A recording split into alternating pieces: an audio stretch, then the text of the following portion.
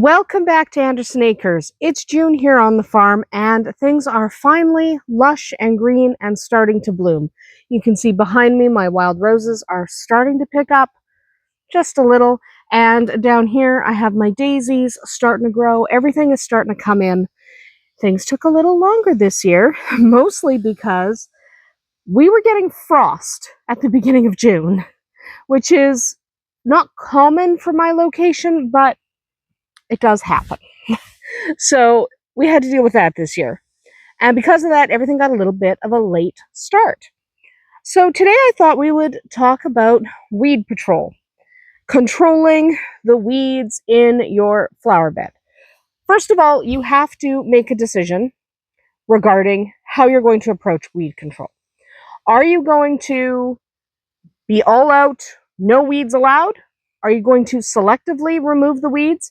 So deciding, I don't mind that weed because it's kind of pretty, but that one's gross, I don't want to deal with that. You can do that. I typically do that. I don't really care about weeds that much, I'll be honest. In most situations, our soil is fertile enough that the weeds competing, it's not really that big a deal. Unless the weeds get really tall and are blocking out the sunlight, then I have to pull them. And that's just because they're getting in the way of the sun, and my plants need sun too. But some of my more delicate plants, they can't handle weeds as companions, even the pretty weeds, so I have to take care of the weeds. But no matter how carefully you prepare your bed, and no matter how much mulch you apply, your garden will still harbor a few weeds. Keep an eagle eye out for weeds during your regular garden inspection tour. Every day, look and see if there's a weed you want to pull. You don't have to pull everything. I don't bother most of the time. But some of the time, I go, that weed is too aggressive. It can't grow in here. Or these plants, these flowers can't have the weeds around them because they simply won't grow properly. Then you have to get very specific about pulling those weeds, making sure they're there. Weeds are far easier to control if you pull them when they're just a few inches high and the roots haven't spread far and wide. So if you see a weed that you want to pull, don't say, oh, I'll pull it next week. I don't want a weed today. You see it, you know you should remove it, just grab it and yank it. Then it's done. It's over with. Right, Wildfire? Wildfire's over there staring at me. She wants a snack, and I don't have a snack. So, detected early enough, most weeds can be easily hand-pulled. For the prickly ones, you might need a set of garden gloves, which I do recommend you have all of the time anyway. Not that I ever wear mine. If you've watched any of my videos where I'm gardening at all, I'm barehanded, and I really should. That's why my nails are so dirty. I was digging in the mud over there. But I should wear gloves. I don't, but you should. Don't listen to me. You should wear gloves. Don't do it the way I do it. But tap-rooted weeds, such as dandelions, might require assistance from a garden knife or trowel in order to properly be removed. Because sometimes, especially those dandelions, if you don't want them, I like dandelions, as long as they're not in my garden beds. If they're just in the lawn, I leave them. But if you need to remove a dandelion, you probably need your trowel to actually dig it out, because dandelions are taproot, so they go pretty deep. You want to try to get the entire root, or you'll be pulling the same weed in a few days. Dandelions, you think about it, you cut your lawn and you cut all the heads of the dandelions off. 2 days later, the heads are back. Dandelions are tenacious, so if you really don't want them, you have to be very specific about removing them. Weeds that spread by roots, such as bindweed, can grow really fast. Okay, they're quick, and you might need to remove them from an area using a scuffle hoe. Okay, to really get them out of there. They make specific hoes that are for removing these types of weeds. If you have a lot of those kind of weeds, you might want to get yourself one. You can also smother them. I use the smother method. If I have a garden bed that I do not want weeds on, in the fall, before it snows, I take a piece of cardboard or a piece of landscape fabric or whatever. I fill up my garden bed with my compost or my topsoil or whatever I'm putting in that garden bed to top it off that year. And then I put either a thick piece of landscape fabric weighed down or a nice piece of cardboard, again, weighed down, put something heavy on it like a rock. And then I let the snow fall. And then I don't remove that cardboard until I'm ready to start planting. Because what will happen in the spring is any seeds that are there, any weeds that are trying to grow will just be smothered. Okay, you don't have to do it in the fall. I do it in the fall just because I'm doing less in the fall, so I can spare the time. You can do it in the spring. If you're going to do it in the spring, wait till the weeds are starting to show and then smother them. Okay, it'll be far more effective.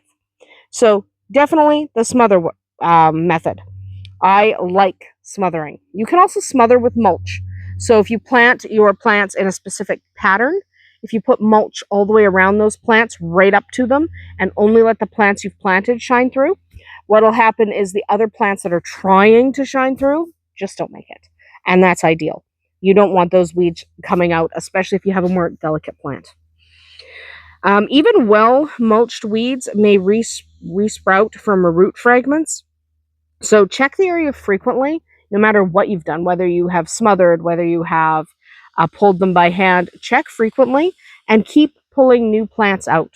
Eventually, you'll get rid of them. It can take a while, but eventually, you just keep plucking them and they'll give up.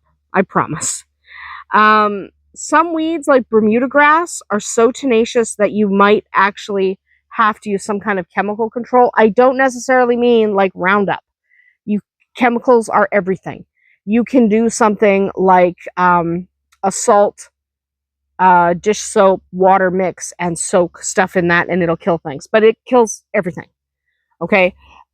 Things like Bermuda grass, you might have to actually kill everything in that bed and then reinvigorate the soil and carry on that way. It depends what kind of weeds you're dealing with. But sometimes actually destroying all the life in your garden bed is the only way to get certain weeds to stop. Or you could just keep plucking them. I don't mind plucking the ones that are bothering me. Some of the weeds are real pretty. Okay, some of the weeds are real pretty. And there's a bumblebee. I like bumblebees. We have a nice hive of bumblebees nearby, and I love bumblebees. So I like watching them. There's another one. Aw, I like bumble. Oh, they're going to my daisies. Very nice. Anyway, that's this video is not about bumblebees. I will do a video about bumblebees, but I get distracted by them because I really like them. So we have a bunch of weeds in behind me. I've got my wild roses are back, but a bunch of these are just weeds. I like them. I like the way they look. The ones I don't like I'm going to come in and take out the grasses because I don't love them. But for the most part, I like the weeds behind me because what's a weed to you, somebody else loves. So just because it's technically a weed, something you're not deliberately growing, doesn't mean you have to get rid of it. If you like it. So we have a couple of weeds down that way that are really beautiful. They're technically weeds, but they have these beautiful purple and blue flowers, and we just absolutely love having them, so we don't touch them. We like them. It's okay to leave weeds where they are if you're happy with that. The prickly weeds, get rid of them. Nobody likes the prickles, okay? No one likes the prickles. Get rid of the pricklies. But essentially, what you want to do is decide in advance what you actually will allow in your garden bed. Because if you like a certain weed, everything's a weed somewhere. If you like a certain weed, you can leave it. All right? We leave weeds all the time. If a weed is attractive to you, if it serves a purpose, something like dandelion, the reason I don't get rid of the dandelions on our lawn is I actually collect the dandelions. I dry the petals and use them for baking. You can put them on the top of your cakes and your cupcakes and stuff like that. And the dandelion greens, harvested young, are very nice on a salad. They're just a leafy green.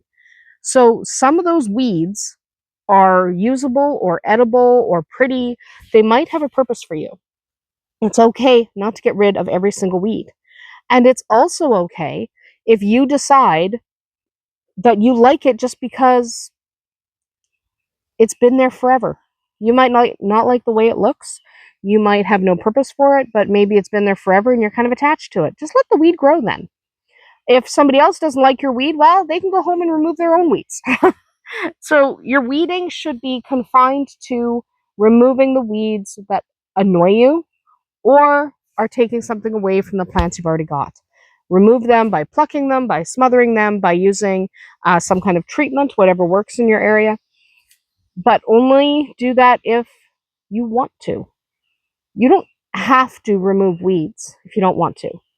Okay, some of the weeds are so pretty that if you let them take over an area, they really look gorgeous. Like just behind the camera here, I've got an oak tree and it's surrounded by a couple of wild plums. And then at its base, it's got some really pretty different weeds. And it looks like it was planted intentionally. The tree was. The stuff around the tree, no, those are weeds. But we're leaving them there because it looks intentional. It looks like a little bed of planted flowers around the bottom of the tree. It's not. They're weeds. But it looks good and it brings us joy. Remember, gardening is supposed to be about joy and finding a little bit of peace. If you don't want to do something, if you don't want to pluck those weeds, don't do it. Just leave them. If you're happy with them, you can leave them. That's about it for us here today at Andersen Acres. Drop a comment below. Let me know how you approach weeds. We're pretty varied. We'll see you tomorrow.